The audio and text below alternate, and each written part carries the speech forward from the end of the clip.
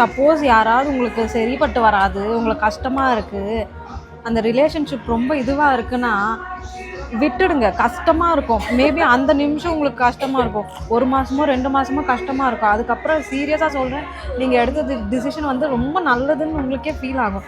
அதுக்காக சூசைடெல்லாம் பண்ணாதீங்க. அதே மாதிரி தப்பான பர்சன் லவ் பண்ண வேணாம், இதை பிரேக் பண்ணோன்னா பிரேக் பண்ணிவிடுங்க, டிவோர்ஸ் பண்ணோன்னா டிவோர்ஸ் பண்ணிவிடுங்க. எல்லோரும் சொல்லுவானுங்க சும்மா, நான் ஒருத்தருக்கு ஒருத்தன் தான் அப்படின்னு நல்லா சொல்லுவாங்க. உங்களுக்கு நீங்கள் மட்டும்தான்.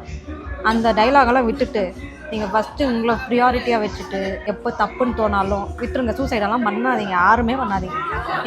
நம்மளை பார்க்குற எல்லாருக்கும் சொல்கிறேன், பண்ணான்னு கோவம் வந்துடும் சொல்லிட்டேன்.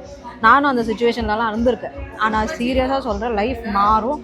அந்த டிசிஷனை மட்டும் எடுத்துடாது, அவ்வளோதான் சொல்கிறேன். ஹெல்ப்லெஸ். ஆமாம், எனக்கு புரியுது. ஹெல்ப்லெஸ்ன்றதுனால அது எந்த சுச்சுவேஷனாக எனக்கு ஒரு கரெக்டாக எனக்கு அந்த பிக்சர் பண்ணுவாங்க. கத்தியில் நடுவில் நிற்கிறேன், இந்த பக்கமும் என்னால் போக முடியல, இந்த பக்கமும் என்னால் போக முடியல, அந்த நடுவில் நிற்கிறேன், அதுதான் சுச்சுவேஷன். ஆனால் அது கஷ்டம்தான். நீங்கள் தப்பான பக்கம் போகாமல் கரெக்டான பக்கம் நீங்கள் கொஞ்சம் அந்த தூரம் போயிட்டீங்கனாலே ஹெவன், லைஃப் ஹெவன். நீங்கள் ஹெவன் ஆக்கிடலாம். யாரும் கல்யாணம் பண்ணணுமோ, இன்னொரு பாய் ஃப்ரெண்ட் வேணுமோ, கேர்ள் ஃப்ரெண்ட் வேணுமோ வேணாம்.